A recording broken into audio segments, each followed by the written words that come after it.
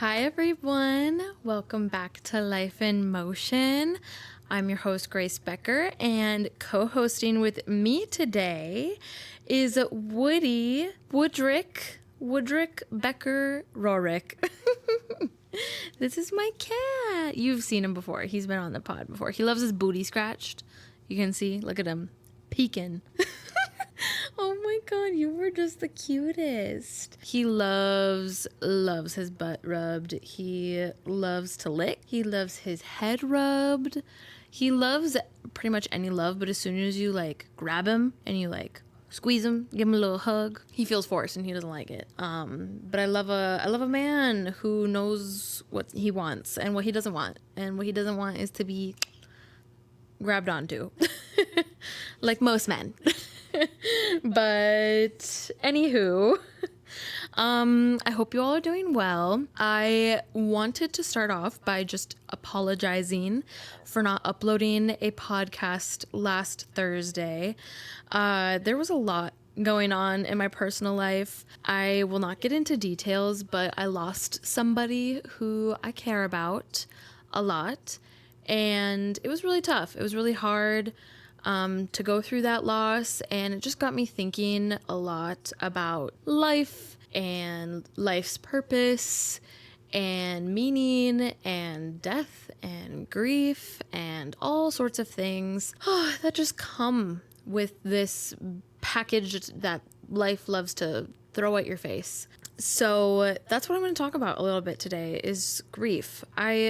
I'm not really going to get into what I personally just went through. I'm still processing that. And yeah, I don't feel comfortable yet sharing it with the internet and all of you who listen to this podcast. But there are elements of what I am going through and that what I have processed that other people can relate to. I think grief and, whether that is processing the death of somebody or it is grieving the end of a friendship, the end of a relationship, the end of a marriage, whether it's you lost someone who is your partner, or you lost a child, or you lost a friend, whatever the case is, I have just been feeling like grief is around a lot lately, and there's so many different ways that you could view this, right? Like the loss of a job is a big one, providing income, and just, you get fired one day, or you quit, or you're asked to leave, like the federal government shuts down and you don't have a job. It's a lot, that's going on in our world right now. And I just think that this is something that everyone can relate to on some level. Today I'm going to be talking about grief specifically towards losing someone, like passing, so someone dying, and that kind of grief. But take what works for you. If you are grieving something different right now, if you are grieving the loss of a job, if you are grieving the end of a friendship, maybe you're grieving something personal. Maybe you lost a belief, or your view on something changed and you're learning how to grieve that. Whatever it is, take what works for you, leave the rest. And yeah, just know that this is a safe place for you. So hopefully you can find some comfort in this as well. Okay, so I just want to start off this discussion by just openly talking about death and how it feels like it is everywhere, and it just feels so heavy. I am a privileged person. I have a home, I have people around me who love me, I have a great job, I have Woodrow right here in his cutie little face. Oh my god, I'm obsessed with him. I'm a privileged person. There's a lot to love about my life, and I also can't help but just feel the heaviness every day around me. And for me, it doesn't feel like depression. It might sound like it's depression, but it doesn't feel like it. A big part of it for me is just our world politically and how things are being handled that feels heavy. But even just in people I encounter too, I have been noticing a trend in people reporting things about, seasonal depression, or, just things going wrong in their life, like people breaking up, people moving out, people losing jobs, people just going through hard times, going through self-esteem issues, going through it. And that heaviness is around. And it is around in job. It can be in your job life. It can be in the personal circles that you have. It can be at home. And I just want to normalize the feeling of overwhelm that can create. Because I don't know about y'all, but when it's all areas of my life, that is overwhelming. Let's say like something happened at work and I'm grieving that, or I'm going through a difficult time with that. To me, that is more manageable when I'm grieving something at work, or I'm going through something difficult at work, and my personal life, like I come home and things are okay, or my friendships are okay, or my pets are okay, or I'm okay personally. It's just the work struggle. To me, that is more manageable, right? But when it's work struggles, when it is chaos at home, when it is chaos in personal relationships, that is just so overwhelming. It is so overwhelming, and it creates a lot of confusion. Confusion and sadness have been kind of big ticket words for me lately, and dissociation. Oh my God. I should do an episode on dissociation, because boy, when I tell you, at the start of this past week, okay, I'm recording this on a Sunday, and this coming Thursday is when this will be released, but the week before that, I just have been dissociating so much. I feel like I'm in the room, I am in the room, but I'm not mentally there. I am somewhere else. I am lost. I am confused. I am feeling numb. And those have just been weighing really heavy on my mind and my heart lately. And if any of you can relate to that, please, please, please, like let's support each other. Let's be kind to each other. Let's be kind to ourselves, because there is the one surefire way to make things worse for ourselves is to put blame or shame or guilt or whatever pressure on ourselves or people around us when we're already feeling this heaviness in the world. So, I mean, a little bit later, I'll talk about some ways of coping with things I'm talking about and grief and, all of that. But I just want to normalize that, yes, I feel you. You feel me. Like, we are here together, like on this level, feeling the same way. And getting more into like the loss of someone specifically, I just want to talk about how much it sucks. So much. It sucks. That word sucks is not even strong enough for how it feels. People might have different views on this, but in my mind, I feel that it will never be enough time. I personally am afraid of dying, and I am afraid of losing people close to me, people that I care about. And whether someone passes at 80 years old or somebody passes at 20 years old or 50 years old, no matter what, it just never feels like enough time. Life goes by so quick. And whether it is that somebody passed unexpectedly, maybe they were in an accident, or maybe someone passed expectedly, like they had a sickness, cancer or something, there's no preparing yourself for it, and it doesn't feel good either way.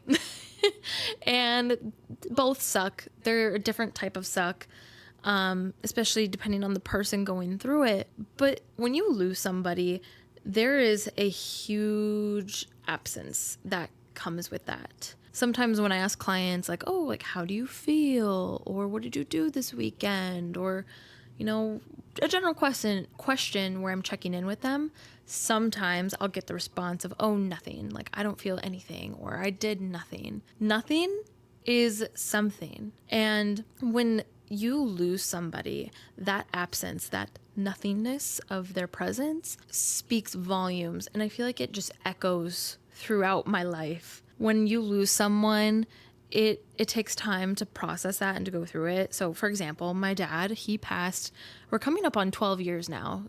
This October, it will be 12 years since he passed away. I would say I have gone through the processing and grieving of that loss. Doesn't mean that it doesn't suck. It still sucks all the time. However, my grief has changed and it's altered, and it's just found a different way of expressing that grief compared to when I initially lost him 12 years ago. But his absence still echoes in my life. And when you lose someone, that affects your routine. You used to call them, you used to see them every day. You had certain conversations with them. Maybe they were your person for this. and just them not being there all of a sudden, it is absolutely gut-wrenching, and it is an absence that will not be ignored, and it affects your identity. Absolutely. Like, I now identify with like the Dead Dad Club. I don't know if any of you have ever heard of that phrase. You probably heard of it if you are a part of the club, but it's called the Dead Dad Club. And like, that is a part of me now. You know, like, I don't necessarily associate myself as like a fatherless person because I have a dad, I had a dad, but it is a part of me now. Like, my dad is dead, my dad is gone. And there are people in our lives who, like, you ever heard that saying, like, some people come in for a season, some people come for a reason, you know? Whatever the case, like, that is a person you encountered. They were a part of your story at some point, and now they are just not there, and they can never be a part of it again. And that is so hard to cope with. And it affects your daily routine. It affects, you know, maybe a belief or a value. Maybe it makes it difficult for you to open up again or to be vulnerable with someone. I know that, okay, I don't want to cry and I don't even want to put this in the universe, but if you lose your partner, right? Like, if I lost my partner, if I lost my fiance, knock on wood, knock on so much wood, I would just be I would feel so empty, and I would feel so numb. I would not know how to carry on emotionally. Because I have done it, I know I could do it, but it changes you, it alters you, and it changes the way you view the world and your emotions. You know, like, I lost my dad when I was 11 years old. Like, I can't say for certain that I'd be the same person I am today if he was still alive. Like, I could be totally different. I could believe different things. I could, you know, have different ways of connecting with people. You know, it really just opens up the different world of possibilities. And we could play this like what if game all day. What if they were here? What if they were not? But at the end of it all, like, just acknowledging, you know what?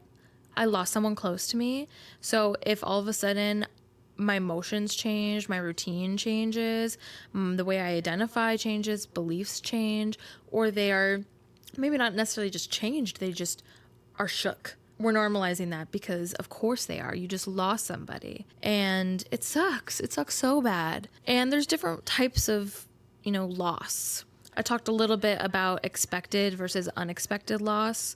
So expected loss is, you know, that, like I talked about, maybe you're anticipating someone's passing, whether it's because of age or they have an illness, you know, of some kind. You know, you kind of have like a general idea of, okay, this is something that is coming soon. And that to me is kind of like a slow burn grief, because it's not, you just wake up one day and they're gone. I mean, yes, you do that, but it's also, it's expected. You know it's coming. And I'm not saying this to try and minimize it, because that is so difficult to go through, of just anticipating that death and knowing, oh my gosh, the time we have is limited and precious. I would even say that causes a lot of pressure and stress and guilt on a person, because if it's expected, you probably are like, oh my God, I have so much little time with them left. I need to call them and check in with them. I need to go visit them. I need to take time off of work to go be with them.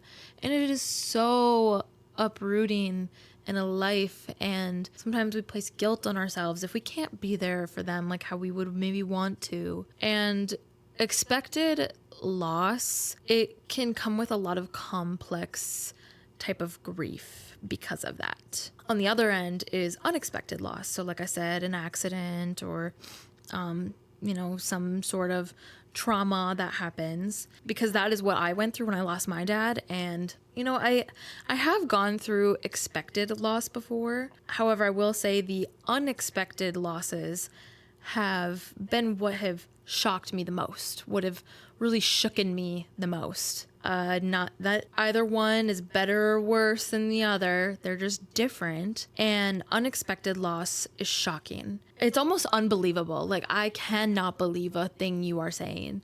That night that my dad passed and the cops pulled up to our driveway, knocked on the door and told my mom and I what happened. Are you kidding me?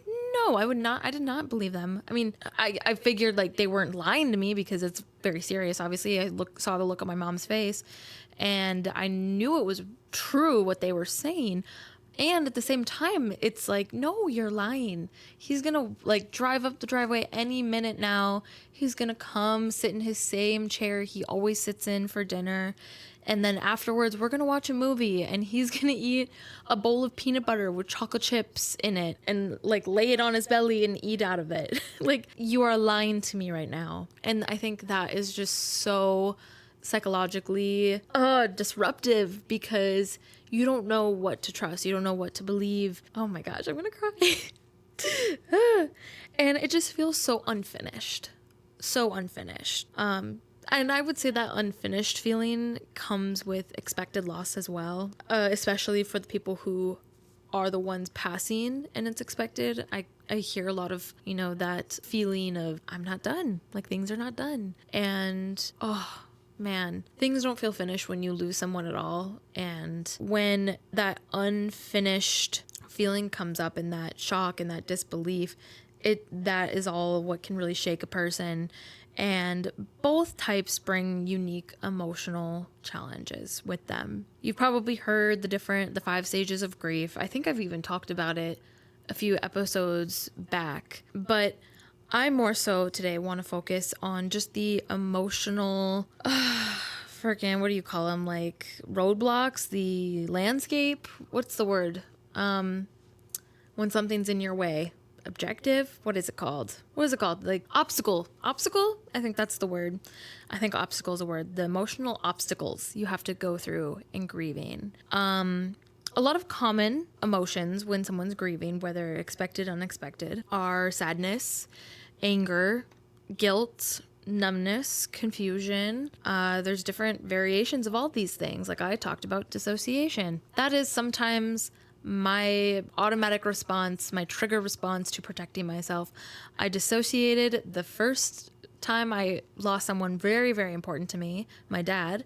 And now when I lose someone, or maybe I have a fear of losing somebody, I dissociate, and I need to distract myself as well. I usually need space away from big groups of people. I usually prefer to be around my comfort people who I'm close with, and I need a distraction. I need to dissociate sometimes. And I do that for a little while, and then I am usually able to start going through some grieving processes to where I can be more functioning again. But it's not a universal experience. It's unique for everyone. There's also no timeline for it. For me, depending on the loss and how I'm coping with it at the time, it can take weeks, it can take months before I start to feel like I can function again. And functioning can look different for everyone. Is functioning for you being able to feed yourself and bathe, or is functioning for you being able to go back to work? That's like some self-reflection you need to do as well. It can also be helpful to like subtly test yourself. So if you do lose someone, right, and you're going through some of these obstacles, and your emotions being one, and you're just like, I don't know how to pull myself out of this. I don't know what to do.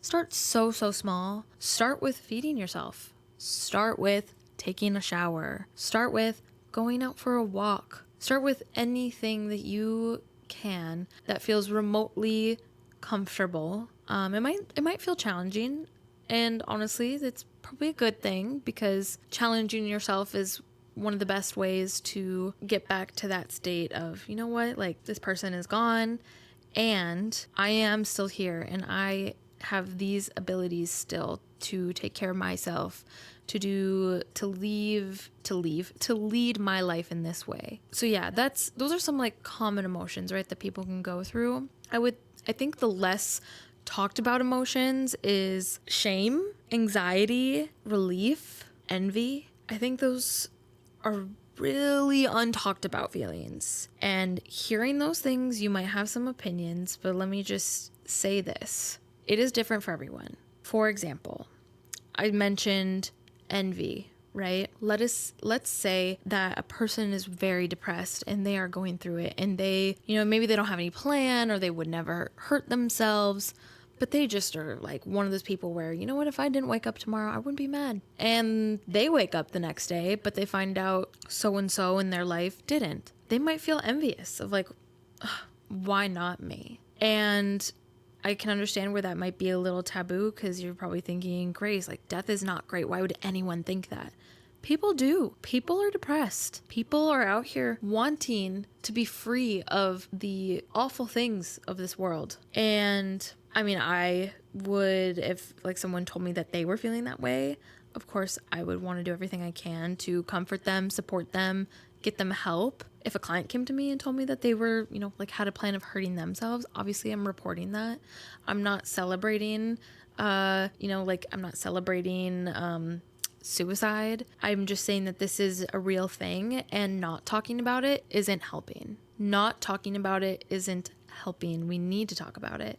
We need to talk about that envy. We also need to talk about relief for some people. Different dynamics, but some people are relieved when they find out somebody passed. Maybe it was an abuser. Maybe it was a bully. Maybe it was, so-and-so who cheated on them. Whatever the case is, sometimes people do feel relieved. They feel relieved that, I never have to see their face again. I never have to go through this with them again. I get to be free of them. And maybe another hot take, I wouldn't say that that makes them a bad person for feeling relieved. I would say that that means that there's a lot they need to process and go through that they've been repressing, but it's honest. And again, not talking about it isn't helping. That is a very true feeling that some people have. The anxiety and shame, I think people can relate to a bit more. I relate a lot to the anxiety around death. Ever since I lost my dad, I feel so anxious around death. When Jaden leaves the home to go do something, I always say drive safe. I always say drive safe every time. When someone is visiting me and they have to drive home, I always say, please text me when you get home, because I've gone through loss, unexpected loss, and I get anxious around the idea of someone I care about passing. And I don't know if I necessarily say drive safe or text me when you get home is kind of like a karma thing of, if I don't say it, then that means something bad's gonna happen to them. I'm not sure if that's quite how it is for me. It's more of I'm anxious and I can only control so much. What I can control is wishing them to drive safe, and maybe by me saying drive safe or me saying text me when you get home, maybe they will be more mindful on their drive home. So I definitely relate to the anxiety. I also personally have anxiety around my own death and passing. I tend to always go to the worst case scenario in situations. Like, I will think of a lot of the bad things that can happen. I don't know if that's so much my job as a therapist or the trauma that I've gone through. Maybe I should talk to my therapist about that some more. But if oh my gosh, last night was a perfect example of this. Okay, so last night, Jaden and I's home, it has old outlets where it's just a 2-prong one, and he wanted to update it, get it back into code, all these different things, and he wanted to put 3 prongs on it. And I forget what was going on. I'm not an electrician, he is, but there was something that he said about it being a fire hazard, and it is the receptacle, the outlet that's right next to my bed that I sleep in every night, obviously. But I had the thought going into bed, I'm like, oh my God, what if it starts on fire and I wake up in flames, flames all around me, I'm on fire, I can't get to the door. And I'm thinking about, okay, if this room were to start on fire, how could I escape? How could I get out? And I'm like, oh, well, my bed is right next to a window, so maybe I could just break the window and crawl out from behind my bed frame. That is an example of a person, me, of someone having anxiety around death and grief. So if you feel that way, you are not alone in this, okay? Just letting you know. But yeah, I really also just want to emphasize that there is no wrong way to grieve. It is different for everyone. And like I said before, there's no timeline. A lot of, I also say that, you grieve your whole life, but grieving, the idea of it changes, like I said a little bit ago, right? For example, my dad, before, when I was grieving and his loss, it was so much about the fact that he was gone and that he's not coming back and how he died, because he died in a car accident and another person was involved in the accident. And I was it was a lot about how he died and the fact that he's gone and he's never going to be here again. And that was just so that is all my grieving was occupied by, was those types of thoughts. And now, I mean, I still have those thoughts, don't get me wrong, especially as I'm planning my wedding, I think about my dad a lot, and I think about how he's not going to be there and how much that sucks. I also think now, my grieving, as it's changed, it's become less about those things, and it's become more about the type of person he was and the type of life he led, the type of life he would want for me, and, just every little day things in my life that remind me of him. The things that I do, the things that I have, like my cats, my kitty cats. My dad loved cats, and we had a ton of barn cats, and he would always like scratch underneath the cat's chin because they would love it. And so I do, every time I scratch underneath my cat's chins, I always think of my dad, right? So different things like that. It still is grief and mixed with some like happiness, because I feel happy to have my cats, and a little bit of grief and sadness because like I'm reminded of my dad who is not here with us, right? So it's complicated. It's a mixture of emotions. You can have more than one emotion at the same time, right? Like you can feel sad and happy at the same time. You can feel angry and sad. You can feel angry and anxious. There is no one size fits all for this, okay? You have to go through it. You have to grow through it on your own. I mean, with support, but it is a individual journey. So just want to normalize those types of things. So let's talk about actually coping with the loss of someone. So there are healthy ways of coping. There are also unhealthy ways of coping, right? So unhealthy ways of coping would be avoidance, substance use, isolation, things like that. I would even say like isolation and moderation isn't bad, or unhealthy. I know that, sometimes you need that space alone, just to be alone and to figure out what it is you're thinking, what you're feeling. What I'm talking about that's unhealthy is like only choosing isolation, not allowing other people to be there for you, to support you. I'm talking about like, rather than dealing with your thoughts and your feelings, going to drinking, going to drug use, going to substance use of some kind, and avoidance, like not even allowing yourself to reflect, how do I feel? What do I need? What am I thinking right now? How does this affect me? How does this affect people around me? Avoidance, isolation, substance use, those are usually going to be unhealthy coping mechanisms when going through grief and loss.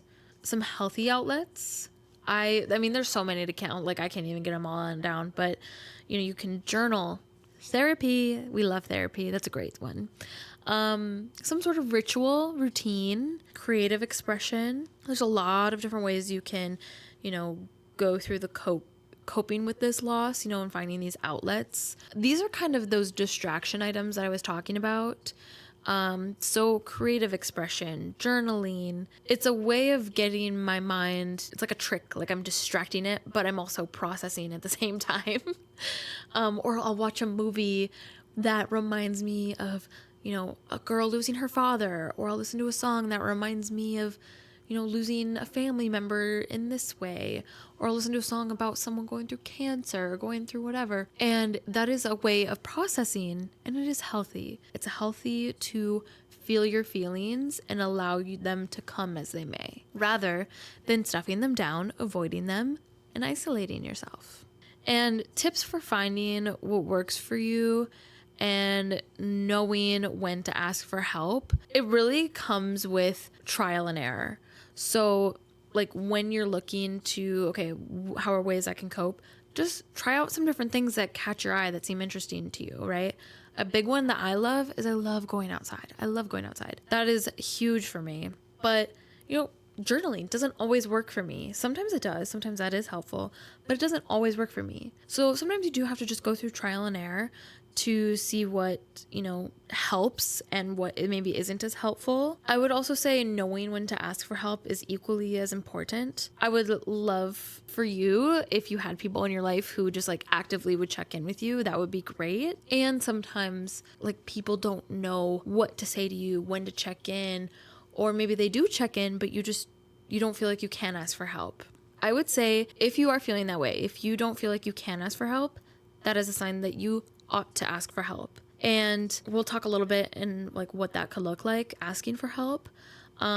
But if you feel like you are better off alone, if you feel like you are, better off just like avoiding the subject, kind of those unhealthy ways of coping, if you find yourself falling into those things, I would say that's a sign you need to ask for help. I'm also a big fan of, you don't need to have an active issue or problem to ask for help. I am a big fan of, going to therapy, checking in with people, even when things are okay, when they're good, just to check in and be together in a community and support. It's a nice feeling. It can't hurt, usually. Usually if there's good intentions involved, it usually can't hurt. But yeah. Okay. How to ask for help. Simple as saying, I need help. You don't even have to know what you need. If I had $1 for every time I had a client come into my office and, maybe it's the first time I'm meeting them, I'm like, well, what brought you to therapy? What are you hoping to gain from this? A lot of people would say, I don't even know what I need. I don't know what I need. I just know that I need something. And I'm like, let's start there. Let's start with that. Like, give me a rundown of what life has been looking like for you lately. Something like that. And if someone comes to you and they say, I need help, but I don't know what I need, you can, respond back with, hey, you know what? I'm glad that you came to me, giving them reassurance of, I'm happy you came to me, that you trust me, and you find me like a comforting person to trust me with this vulnerable feeling. Thank you, right? Like that goes a long way. And you can respond with, what's life been like? What have you been going through? What's been happening? And you can take it from there, but that's usually just a good general way of getting that conversation started. I would also say it's very important as you are supporting others through grief, saying, or like showing up for them, encouraging progress over perfection, encouraging, respecting of different grieving styles and timelines. Like my grieving timeline from my dad is different from my sister's, and it's different from my mom, right? And I don't pressure them like, oh, you need to just get over that already, right? So knowing what to do is equally as important as knowing what not to do, different things like that. But as you are also supporting others through grief, making sure to take care of yourself and getting the things that you need. Basics, sleep, hydration, movement of some kind, boundaries. Boundaries are huge. For example, I just went through I'm still going through it, but I had lost somebody and I'm grieving still. I'm setting a boundary. I'm not talking about anything with anyone. I'm just saying I went through a loss and it's hard and I'm going through it and processing it. But knowing when to set that boundary is a really great way of taking care of yourself, because if you find yourself in that position where you have shared more than you maybe would have preferred you didn't share, you can't take it back. It's out there. And even if you do this, you also don't need to feel guilty for that, because that is how you felt at the time and you're allowed to change your mind. But it's hard to, cope with that while also coping with grief. So if you just, take it a small step at a time, share little bits of vulnerability, and you can build up from there, that's usually a good way to do it. So yeah, sleep, hydration, movement, boundaries, those basics. I would say just giving yourself permission to feel your feelings. There's nothing wrong with pausing, allowing silence to be the only thing around you. There's nothing wrong with crying, or laughing. Oh my gosh, laughing. Oh my goodness. When I lost my dad and when I've lost other people in my life, it feels wrong to laugh. But laughter is so good for you. And it doesn't mean that you think of them differently. It doesn't mean you love them any less. It doesn't mean that it sucks any less. It just means that you are a human who contains multitudes. And yes, you can laugh while also grieving. Nothing wrong with it. Because you are still here and you still have a life to lead, and you got to figure out what life looks like without this person in it. And that is hard enough on its own. We don't need to add in the guilt for enjoying those small little moments that make us, maybe forget or just feel better about that loss, that maybe fills that void a little bit for us. Nothing wrong with that at all. And kind of finally with that, I would just say it's important to give yourself some self-compassion and grace as you go through this, because, even if no one else shows up for you, you are there for you, and you are the person who knows yourself the best. You know what you need, you know what you think, you know what you feel. So give yourself time, give yourself grace, give yourself compassion. And yeah, just know that you don't have to move on from the loss. You just have to move forward. You don't have to forget this person. You just have to learn to move forward. So I hope that this was helpful for all of you. Please share this with anyone that you think would benefit from it. I think it would be kind of neat if we could end today's episode on a bit more of a positive note. So if you have been following along with all my episodes, you know that Jaden and I got engaged. Eek, I'm wearing my ring. I don't know if you can see it on the camera, but she's pretty big if you can see it. But we got engaged in early August and we just picked our venue. I was so stressed over it. There's a lot of factors that went into why it took us so long to get a venue for another day. But we finally picked a venue and we have our date. And it's almost exactly a year from when we booked the place and then today. But it's October 2nd, 2026 that we are getting married. And I'm so excited. And I'm definitely a type A bride where I like to plan things out. I like to plan as much as I can so that I can just enjoy myself later, So if I can get my venue figured out, my photographer figured out, if I can get my DJ, my caterer, all that stuff planned, and then I can do some DIY decoration, whatever in between, get my dress too, obviously, and then I can just enjoy myself a little bit later. I do hear that trend of, brides are stressed out at the start of their engagement and then again towards closer to the wedding date.